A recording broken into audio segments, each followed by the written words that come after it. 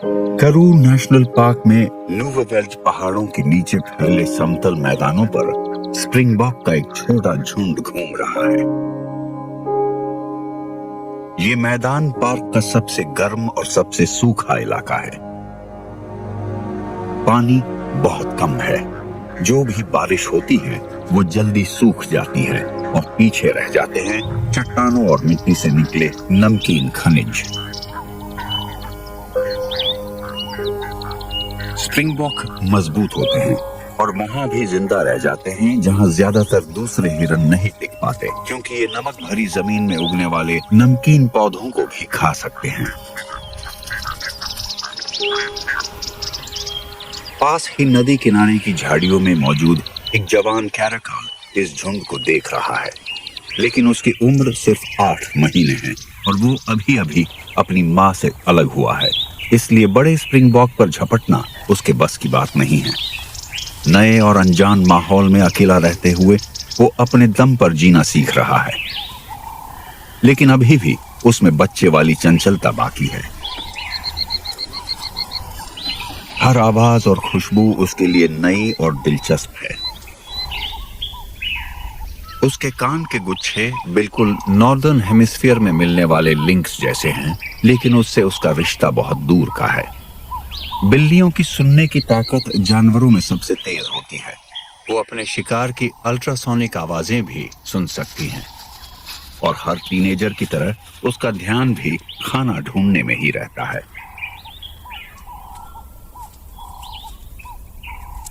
लेकिन अपनी माँ की मदद के बिना उसे अब अपने शिकार करने के तरीकों पर मेहनत करनी होगी। करू नेशनल पार्क साउथ अफ्रीका के सूखे इलाके के बीचों बीच फैली हुई 822 स्क्वायर किलोमीटर की एक वाइल्ड लाइफ सैंक्चुरी है। ये ग्रेट करू के अंदर आती है, जो एक बड़ा इलाका है जहां सूखी झाड़ीदार हरियाली के नजारे केप से लेकर उत्तरी नमीबिया तक फैले हुए हैं। यहाँ जिंदगी पानी की मौजूदगी पर निर्भर करती है और इस सूखे इलाके में घूमने वाले तमाम पेड़ पौधे और जानवर इसी आधे रेगिस्तानी माहौल के लिए खुद को ढाल चुके हैं। लेकिन हमेशा से ऐसा नहीं था। 2 करोड़ साल पहले ये इलाका एक बड़ा दलदली इलाका था, जहां हर तरफ घनी हरियाली फैली हुई थी, जो उन रेप्टाइल्स का घर था जो मैमल्स जैसे दिखते थे और तमाम स्तनधारियों के पहले पूर्वज थे। एक वक्त में समृद्ध रही इस दुनिया के अब केवल फॉसिल्स ही बचे हैं।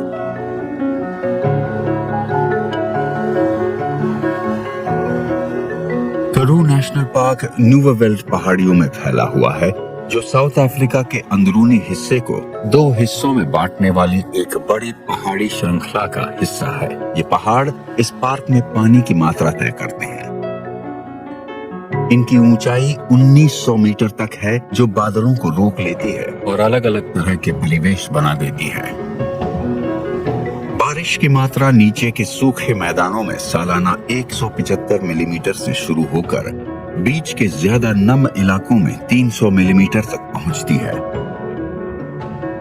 और न्यूवेल्ड की चोटी पर 400 मिलीमीटर से भी ज्यादा हो जाती है। नमी में ये फर्क वहां के पौधों और जानवरों पर गहरा असर डालता है। स्प्रिंगबॉक झुंड में रहते हैं और सूखे मौसम में खुले और निचले मैदानों में छोटे मिश्रित झुंडों में जमा हो जाते हैं।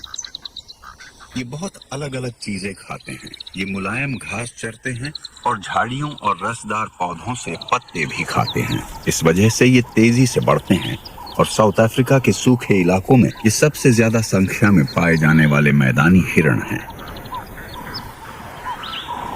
बाकी सभी कैरकाल्स की तरह ये जवान नर भी शर्मीला और छुप कर रहने वाला है।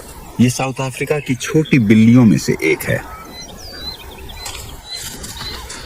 कैरकाल्स शेरों से 10 गुना छोटे होते हैं, लेकिन शिकार करने में माहिर होते हैं।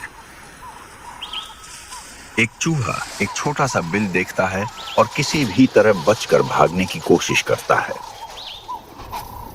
लेकिन अक्सर आर्डवाक द्वारा खोदी गई ये सुरंगें बंद रास्ते ही साबित होती हैं।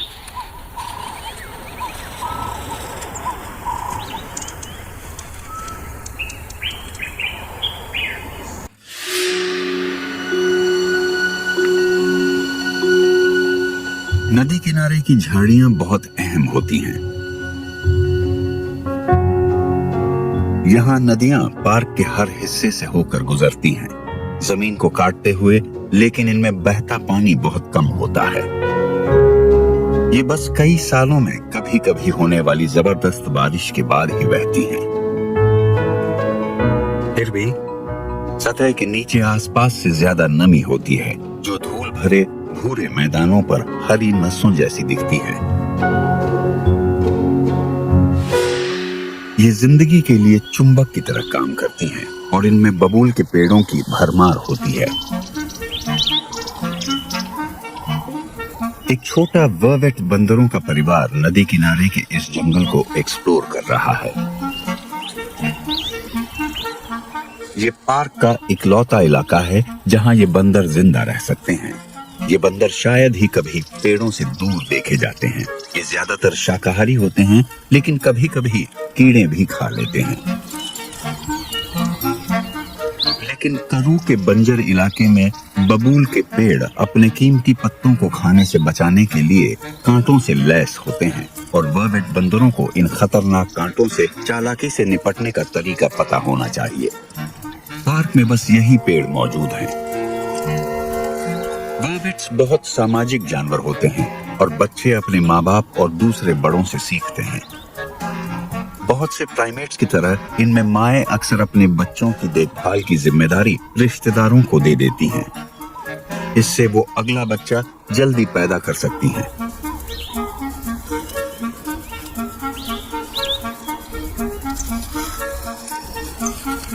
और बच्चे संभालने वाले को वो तजुर्बा मिलता है जो आगे उनके अपने बच्चों के लिए काम आएगा। ये जवान नर बड़ों को देखकर सीख रहा है।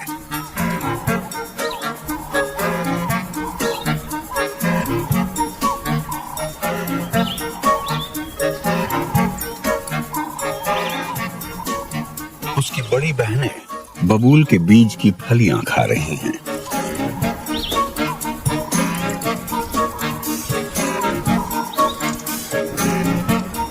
लेकिन ये छोटा वाला कुछ ज्यादा ही बहादुर है। इसे लगता है कि छाल ज्यादा अच्छा ऑप्शन है, लेकिन उससे ये काम ठीक से नहीं हो रहा। शायद उसकी बहनें ही बेहतर जानती हैं।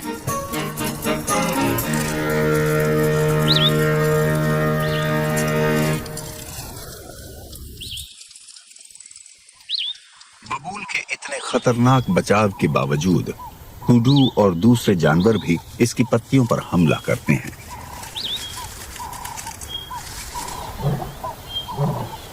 जहां घास खाने वाले होते हैं, वहां शिकारी भी पहुंचते हैं। लेकिन इस नर शेर के दिमाग में कुछ और ही है। ये एक साथी को ढूंढ रहा है। चील इस पार्क के सबसे बड़े शिकारी हैं। करू में ये अकेले घूमते हैं या फिर 3 या 4 शेरों के छोटे से झुंड में। ये झुंड सवाना के बड़े झुंडों से काफी छोटे होते हैं, जिनमें 40 तक शेर हो सकते हैं। यहाँ झुंड छोटे इसलिए होते हैं क्योंकि सूखे इलाकों में शिकार कम होता है। करू में जिंदा बचने के लिए शेरों को अलग अलग इलाकों के हिसाब से अपने शिकार के तरीके बदलने पड़ते हैं। रास्ते में जाते हुए वो एक झाड़ी पर अपनी मौजूदगी का निशान छोड़ता है। ये मादा शेरनियों के लिए एक सिग्नल है और दूसरे नर शेरों के लिए एक चेतावनी। एक मादा शेरनी भी संपर्क बनाने के लिए आवाज लगा रही है।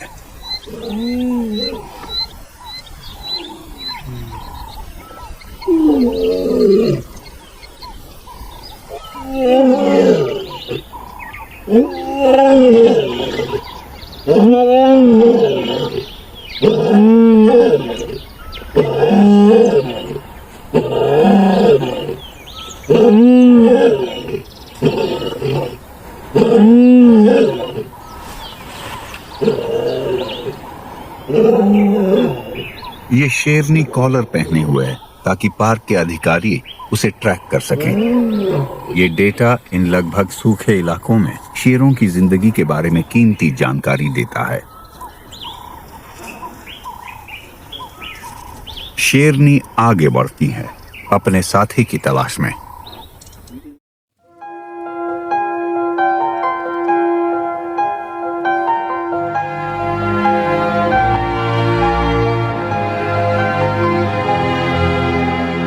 ऊंचाई चाहे जैसी भी हो, करू नेशनल पार्क के सारे पौधे सूखे रेगिस्तानी हालात के मुताबिक ढल चुके हैं।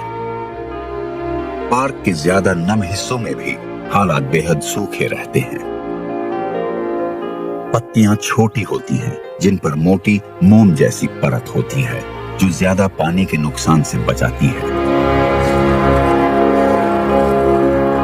बहुत से पौधे खुद को जानवरों से बचाने के लिए नुकीले कांटों का इस्तेमाल करते हैं।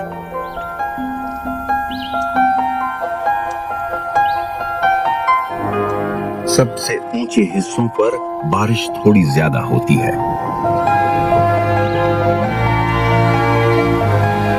लेकिन नमी का एक अलग जरिया भी होता है। बादल पहाड़ी झाड़ियों से टकराकर पानी छोड़ देते हैं। सर्दियों में पत्तियों पर भारी पाला जमता है। खास तरह के एंटी फ्रीज प्रोटीन्स बर्फ से होने वाले नुकसान से बचाते हैं।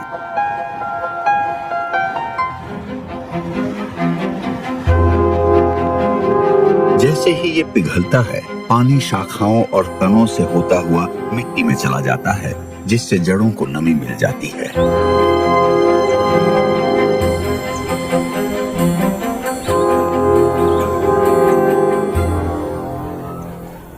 बीच वाले पठार पर पौधों को नमी एक और भी ज्यादा अजीब जगह से मिलती है। हार्वेस्टर चींटियों की एक कॉलोनी सफर पर है। उनकी स्काउट्स को पूल में रुई मिली है और अब वो अपने अंडरग्राउंड भंडार को भरने के लिए कड़ी मेहनत कर रही हैं। वो अपने कैंची जैसे जबड़ों का इस्तेमाल फूलों को तोड़ने में करती हैं।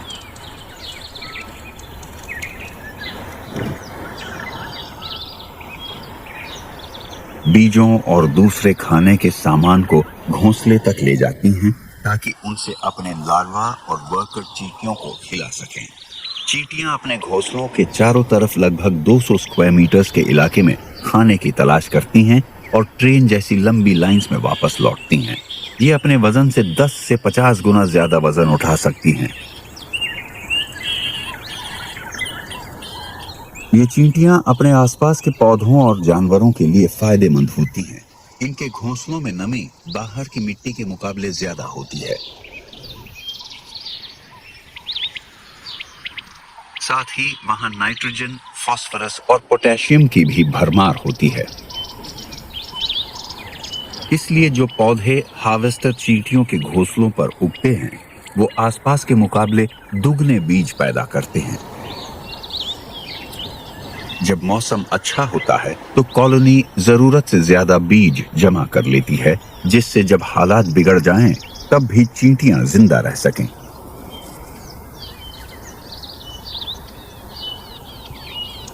पार्क में ज्यादातर हिरण बीच वाले पठार पर इकट्ठा होते हैं, क्योंकि यहाँ की जमीन चरने के लिए सबसे अच्छी है।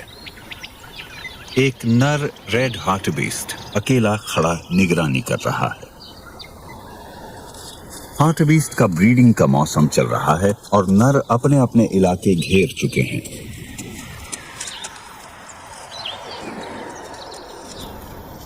वो इन्हें बाहरी घुसपैठियों से बचाकर रखते हैं और अपनी हदों के चक्कर लगाते रहते हैं ताकि कोई अंदर आने की सोच भी न सके। ये तब और भी ज्यादा जरूरी हो जाता है जब मादाओं के ब्रीडिंग झुंड उस इलाके से गुजरते हैं। ये नर अपने पड़ोसी को परखता है।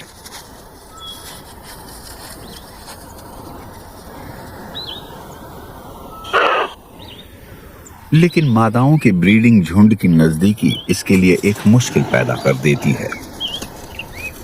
वो बिना वजह लड़ाई में अपनी ताकत नहीं झोंकना चाहता।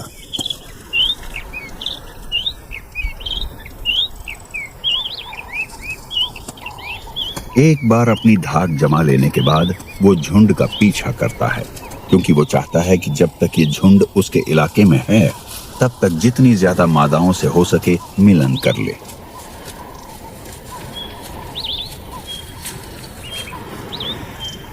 बीच वाले पठार पर सिर्फ रेड हार्टबीस्ट ही प्रजनन के बारे में नहीं सोच रहे। दुनिया के सबसे बड़े पक्षी शुतुरमुर्ग भी यही सोच रहे हैं। ये नर अपने इरादे अपने पैरों की पिंडलियों पर दिखा रहा है। प्रजनन के मौसम में इसकी पिंडलियां चमकदार गुलाबी हो जाती हैं, जो तैयार मादाओं के लिए एक इशारा होता है। अगर कोई मादा मौका दे तो ये नर नाच कर उसे रिझाने की कोशिश करेगा।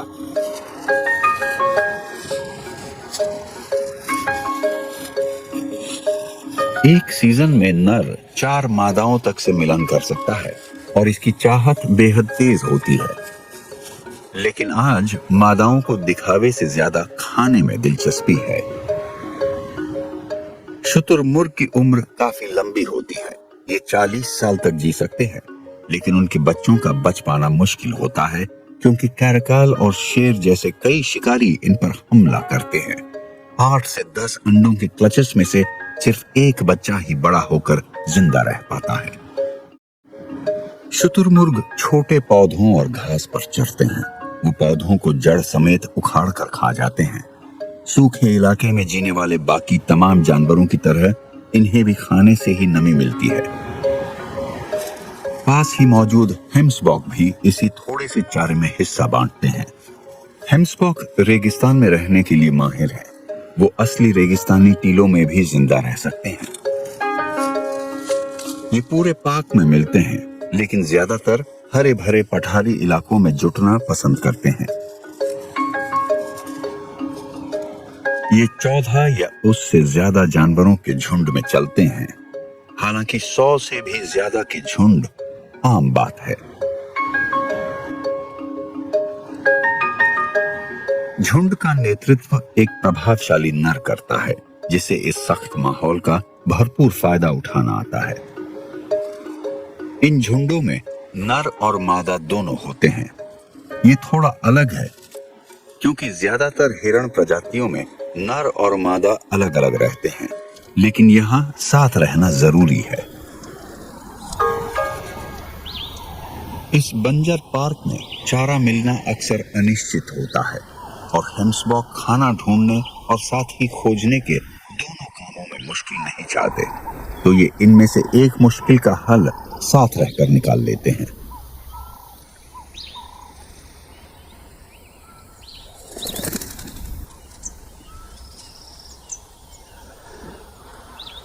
पहाड़ की ऊंचाई पर शिखर के करीब खुद को छुपाने में बेहद माहिर एक जोड़ा खाना खा रहा है। क्लिप स्प्रिंगर्स मजबूत जोड़ियां बनाकर रहते हैं और अपने माहौल में ऐसे घुल जाते हैं कि नजर नहीं आते। नर के पास 2 छोटे नुकीले सींग होते हैं, जिनका इस्तेमाल वो दूसरे नरों से इलाके की लड़ाई में करते हैं। ये छोटे हिरण खड़ी पथरीली पहाड़ी ढलानों के लिए बने हैं। ये बेहद फुर्तीले होते हैं और एक पत्थर से दूसरे पत्थर पर आसानी से छलांग लगाते हैं। इनके खास नरम खुर झटकों को झेलते हैं और पकड़ मजबूत बनाते हैं।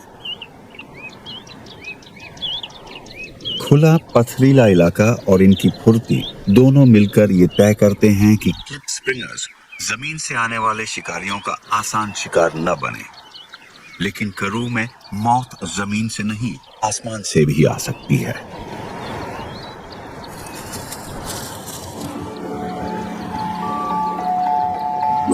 करू नेशनल पार्क में वेरोज ईगल पूरे साउथ अफ्रीका के मुकाबले सबसे ज्यादा होते हैं।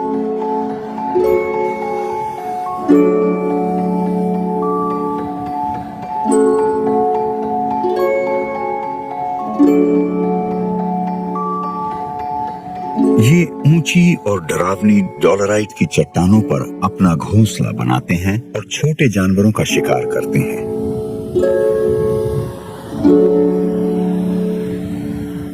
इनका आकार बहुत बड़ा होता है और इनके पंखों का फैलाव लगभग 3 मीटर तक होता है। ये खरगोश, बड़े खरगोश, छोटे हिरन और यहाँ तक कि छोटे स्प्रिंगबॉक तक को उठा ले जाने की ताकत रखते हैं। लेकिन करू में इनके 10 में से 9 शिकार होते हैं, रॉक हायरैक्स, जिन्हें डासी भी कहते हैं। डासी लगभग पूरी तरह से पथरीले इलाकों और चट्टानों पर ही रहते हैं। ये चट्टानों के बीच कूदने में माहिर होते हैं।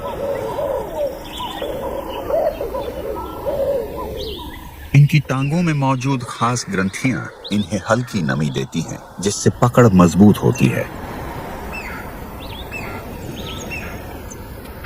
जरूरत पड़ने पर ये बेहद काम चलाऊ चीजें खाकर भी जिंदा रह सकते हैं। इनके पेट में मौजूद माइक्रोब्स करू के सख्त पौधों को भी पचा लेते हैं।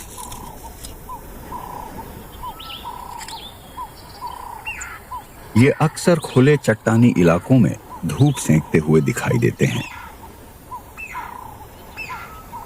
हालांकि ये गर्म खून वाले जानवर हैं, फिर भी इनके शरीर का तापमान काफी बदलता रहता है। ये धूप से गर्मी सोखने में भी सक्षम होते हैं, जैसे ठंडे खून वाले जानवर जैसे छिपकलियां। डासी अपने चट्टानी घरों के काफी करीब ही खाना तलाशते हैं और कभी ज्यादा दूर नहीं जाते, ताकि अगर कोई हमला हो तो तुरंत छुप सकें।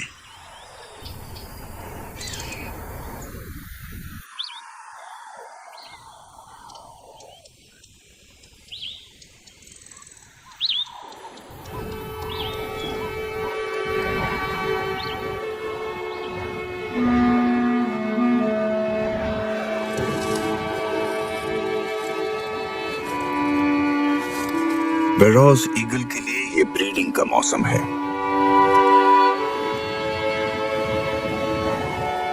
करू में इनका जोड़ा लगभग हर साल प्रजनन करता है।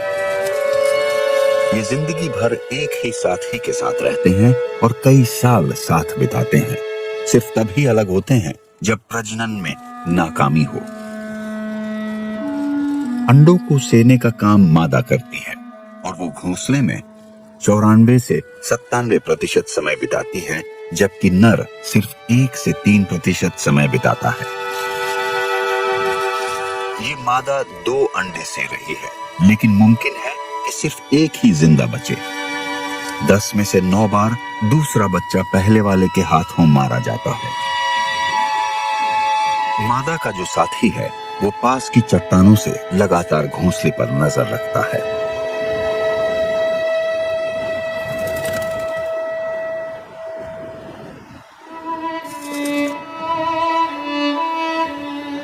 एक और जोड़ा मिलन में मशरूफ है। दोनों मिलकर गर्म हवा की लहरों में ऊंचाई पर उड़ान भरते हैं, फिर एक चट्टान पर उतरकर मिलन करते हैं।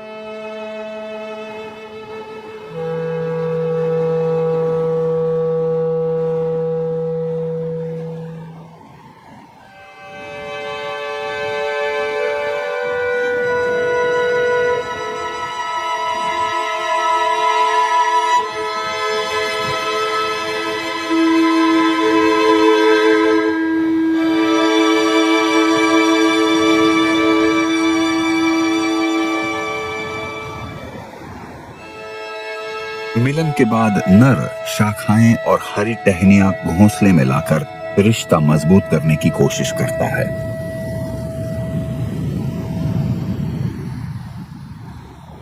न्यूवे बेल्ट पहाड़ों की ऊपरी परतों को बनाने वाली डोलोराइट की चट्टानें चीलों और डासीज दोनों के लिए परफेक्ट हैं।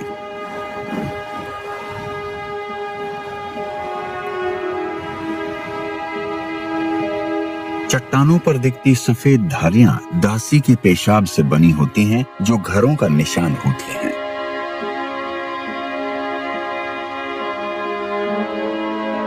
डोलोराइट तब बना जब करोड़ों साल पहले मैग्मा जमीन की सतह तक आया। ये पिघला हुआ पत्थर जमीन पर फैल गया और इसी वजह से कई करू पहाड़ों की चोटी फ्लैट होती है।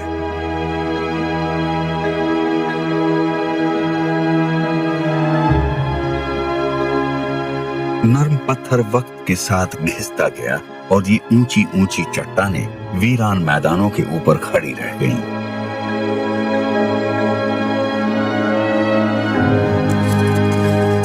और भी कुछ जानवर जो सूखे इलाकों में जीने में माहिर हैं, वो पहाड़ की चोटी पर अच्छे से टिके हुए हैं, जैसे माउंटेन ज़ेब्रास। इस पार्क में वो 500 से ज्यादा हैं, जो दुनिया में उनकी सबसे घनी आबादी है।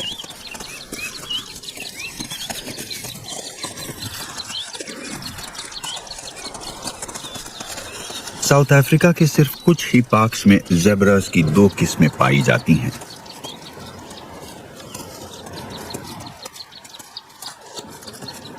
पहाड़ों के नीचे सफेद टांगों वाले कुछ मैदानी ज़ेब्रास पेड़ों के बीच से खाना ढूंढते हैं, और ऊपर पत्थर वाली ढलानों पर माउंटेन ज़ेब्रास कंकड़ वाले इलाकों में धीरे धीरे चलते हैं। दोनों में फर्क साफ दिखता है। माउंटेन ज़ेब्रास छोटे होते हैं, उनकी चिन के नीचे चमड़ी की एक लटकती परत होती है, जिसे ड्यूलैप कहते हैं, और उनकी स्ट्राइप्स का डिजाइन बहुत अलग होता है, जो पैरों से लेकर नीचे खुरों तक जाता है।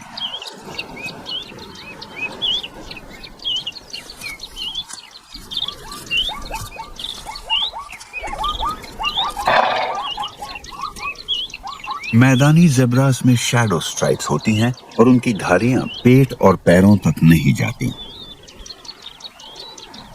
सारे ज़ेब्रास ज्यादातर घास ही खाते हैं और हमेशा खुले इलाकों में मिलते हैं, जहां नर्म और नई घास सबसे अच्छी उगती है।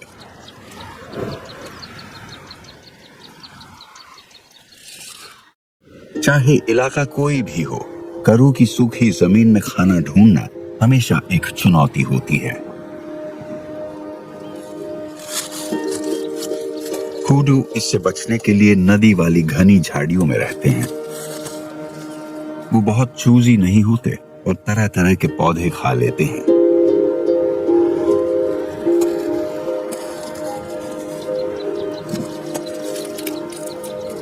कुडू जुगाली करने वाले जानवर होते हैं और हर सुबह कुछ घंटों तक पत्तियां चरने के बाद दिन की गर्मी में बैठकर उन्हें बार बार चबाते हैं।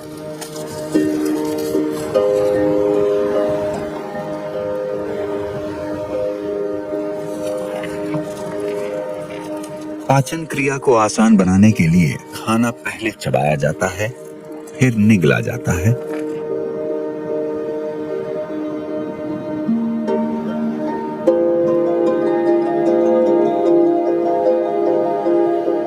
फिर उगलकर दोबारा चबाया जाता है। इसमें पौधों में मौजूद सख्त रेशे टूट जाते हैं और खाना पचाने में मदद मिलती है।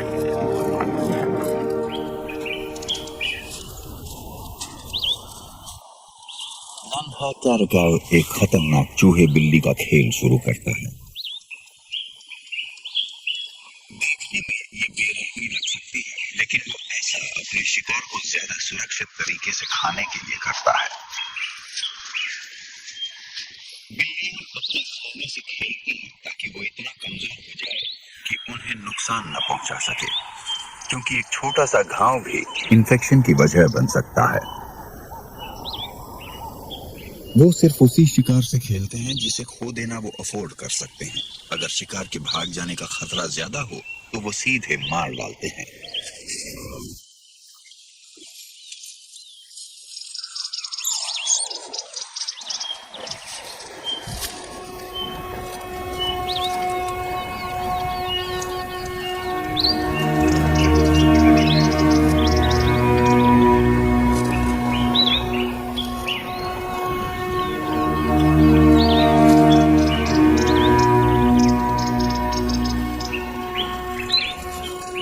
अपने शिकार के बाल या पंख हटाने की आदत से मजबूर वो चूहे को चाटता है। बड़े शिकारों के बाल वो खाने से पहले हटा देता है, लेकिन एक छोटे चूहे पर इतना वक्त जाया करना उसे ठीक नहीं लगता।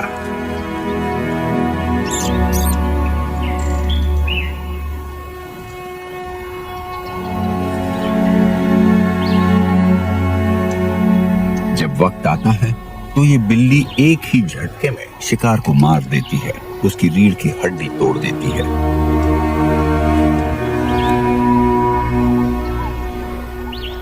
कैरकल का नाम तुर्की शब्द कैराकुलक से आया है, जिसका मतलब होता है काले कान।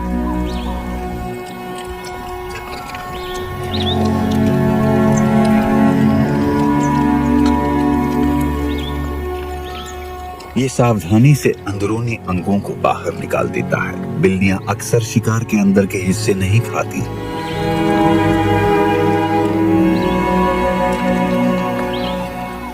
ये बहुत ही छोटा हिस्सा होता है। कैरकल अपने से 3 गुना बड़े शिकार को भी पकड़ सकता है, लेकिन इस वक्त वो संतुष्ट है।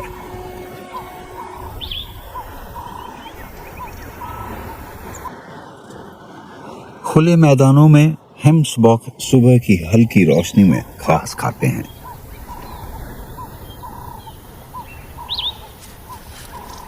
ये सिर्फ खाना नहीं बल्कि पानी हासिल करने का भी जरिया है। सुबह के वक्त पौधों में सबसे ज्यादा नमी होती है और जब पानी की इतनी कमी हो तो खाने के जरिए जितनी ज्यादा नमी मिल सके उतनी जरूरी होती है।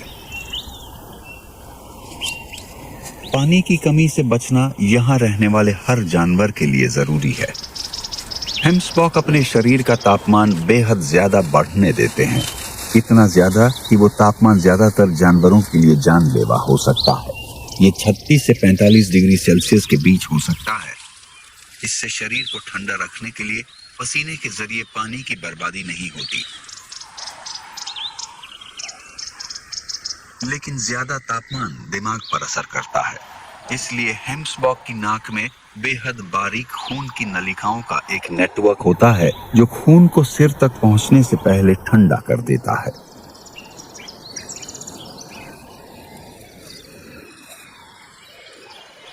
छोटे जानवरों के लिए जैसे कि स्टीनबॉक शरीर का तापमान कंट्रोल करना और भी मुश्किल होता है। इनकी ऊंचाई आधे मीटर से भी कम होती है और इतने छोटे होने की वजह से ये बड़े जानवरों के मुकाबले ज्यादा गर्मी सोखते हैं। ऐसा इसलिए होता है क्योंकि इनके शरीर की सतह इनके आकार के मुकाबले बड़ी होती है। जितना छोटा शरीर उतनी बड़ी मुश्किल। स्टीनबॉक की तरह क्लिपस्प्रिंगर भी इस परेशानी से जूझते हैं, लेकिन इनके पास मदद के लिए एक खास तरह की खाल होती है। इनके बाल खोखले होते हैं जो अंदर हवा भरकर इंसुलेशन का काम करते हैं। इससे दिन में ठंडक और रात में गर्मी बनी रहती है, खासकर सर्दियों में जब तापमान फ्रीजिंग पॉइंट से नीचे चला जाता है।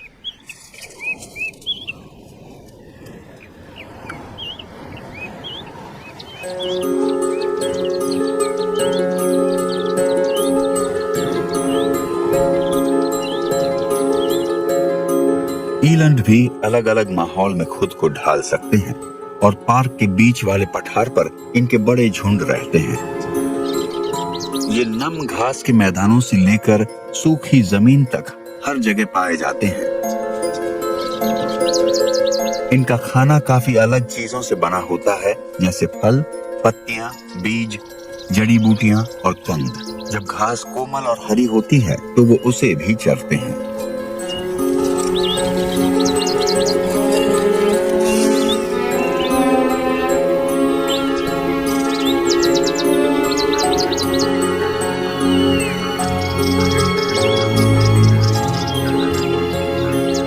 ईलैंड पूरी तरह से सूखे माहौल में जीने के लिए ढले हुए हैं और ये बिना पानी पिए भी रह सकते हैं। जब पानी नहीं मिलता तो ये अपने शरीर का तापमान दिन में 7 डिग्री तक बढ़ने देते हैं और शाम को फिर से ठंडा कर लेते हैं।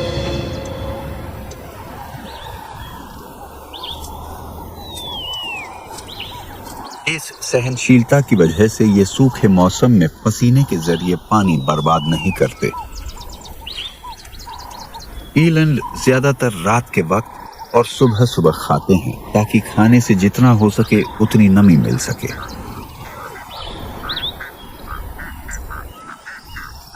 इनका बड़ा शरीर बदलते माहौल से बचने में मदद करता है, लेकिन इसका एक नुकसान भी है। इस आकार के शरीर को बनाए रखने के लिए उन्हें लगातार नए इलाकों में जाकर खाना ढूंढना पड़ता है।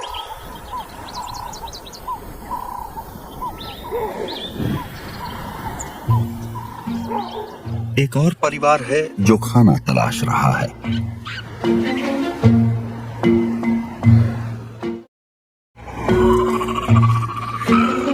चकमा बबून्स साउथ अफ्रीका के सबसे बड़े बंदर हैं।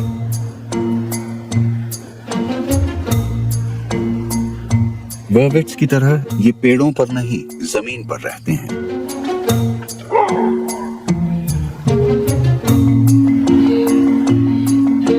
ये किसी भी हाल में खुद को ढाल लेते हैं और जो भी खाने लायक पौधा मिले उसे खा लेते हैं।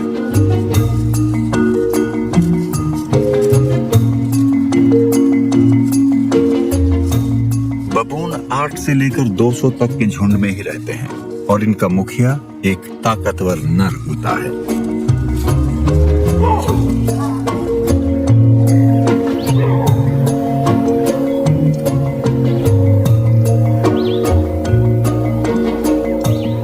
वर्वेट बंदर भी अपने छोटे परिवारों में रहते हैं जिनकी तादाद 40 तक हो सकती है, लेकिन समाज में बहुत सख्त नियम होते हैं और हर किसी की अपनी जगह होती है।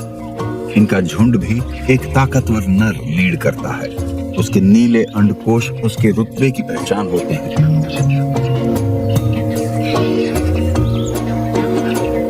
नर आपस में एक दूसरे को दिखाने के लिए मुकाबला करते हैं।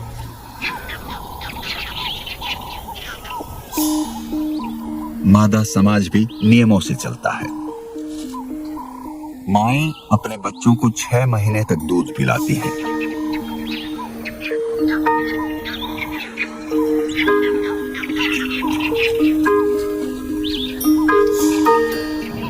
दूध छुड़ाने के बाद युवा नर जब बड़े हो जाते हैं तो परिवार छोड़कर चले जाते हैं, लेकिन मादाएं पूरी जिंदगी वहीं रहती हैं।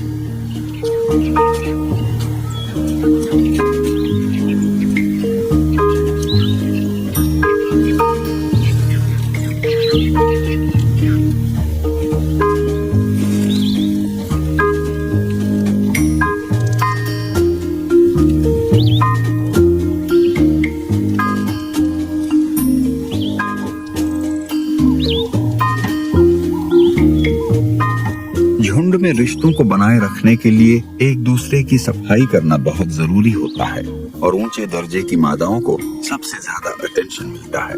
इसके उलट नर आपस में ज्यादा सफाई नहीं करते।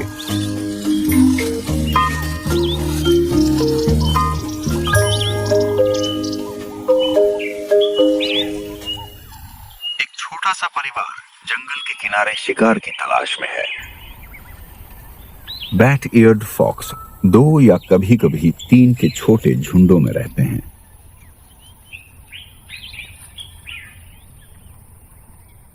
इनके बहुत संवेदनशील कान शिकार का पता लगाने में मदद करते हैं। सिर्फ फेनिक फॉक्स के कान इससे बड़े होते हैं उसके शरीर के हिसाब से। बैट ईयर्ड फॉक्स इकलौता ऐसा कुत्तों की नस्ल का जानवर है जो दूसरे स्तनधारियों का शिकार नहीं करता। इसके छोटे दांत और पतली थूथन कीड़े पकड़ने के लिए बनी है। बीटल्स इसके खाने में शामिल हैं और हैरानी की बात है कि दीमक भी। हार्वेस्टर दीमकें अपने घोंसले के लिए खाना इकट्ठा कर रही हैं। हार्वेस्टर चींटियों के उलट ये घास इकट्ठा करती है, खासतौर पर ऐसी जो ठंड या सूखे से बेजान हुई हो। इनका खाना 94% तक घास से बनता है। इनके घोंसले जमीन के 6 मीटर नीचे तक हो सकते हैं। घोंसले के अंदर इनके लार्वा सारा खाना पचाकर पूरी कॉलोनी में बांटते हैं। इससे कॉलोनी में जुड़ाव बना रहता है और जिनके पेट में अजनबी माइक्रोब्स होते हैं उन्हें घोंसले से निकाल दिया जाता है। दीमक अपने घोंसले की सख्ती से हिफाजत करती हैं और छोटे से छोटे दुश्मन पर भी हमला कर देती हैं। एक युवा कैरका दीमकों के टीले की ऊंचाई से अपने आसपास की निगरानी कर रहा है।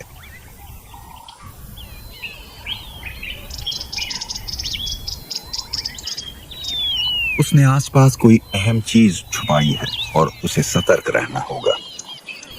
अगर कोई बड़ा शिकारी जैसे कि तेंदुआ या शेर उसे देख ले तो वो उसे मार देंगे। यहां तक कि बड़े कैरकल भी उसके लिए खतरा है।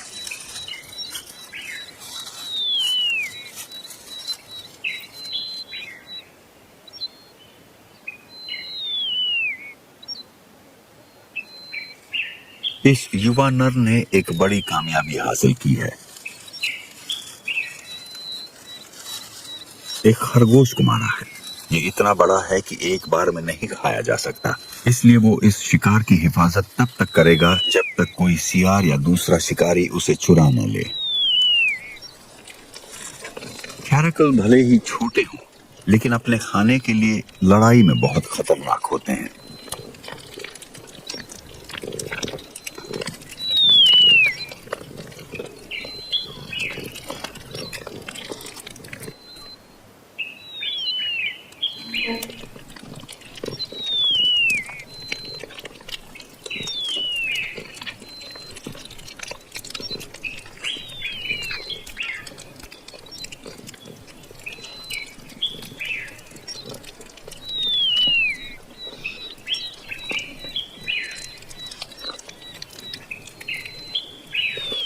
वो बड़े ध्यान से खरगोश की खाल हटाता है और फिर ताजा मांस खाता है।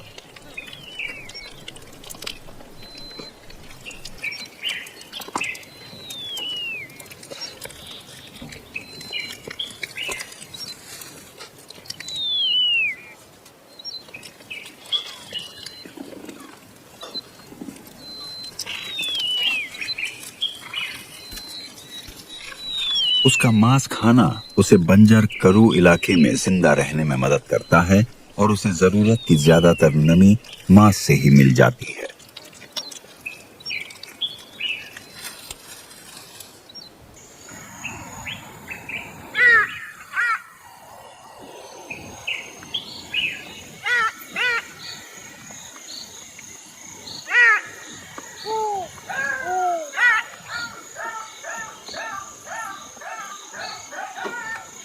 बैक-ईयर्ड फॉक्स अभी भी खाने की तलाश में है।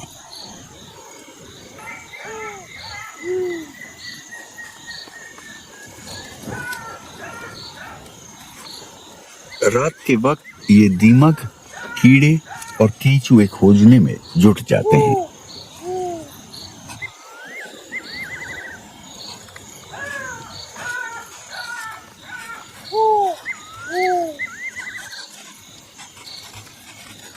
करू में जहां खाना अक्सर नहीं मिलता, वहां ऐसा एक कीड़ा भी बहुत कीमती होता है।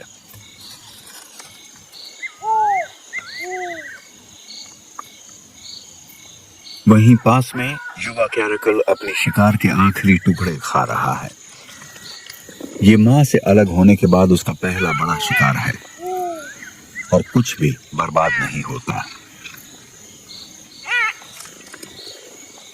अभी के लिए करू के इस खुले आसमान के नीचे उस पर से दबाव हट गया है और अब 2-3 दिन बाद ही उसे फिर से शिकार करना होगा।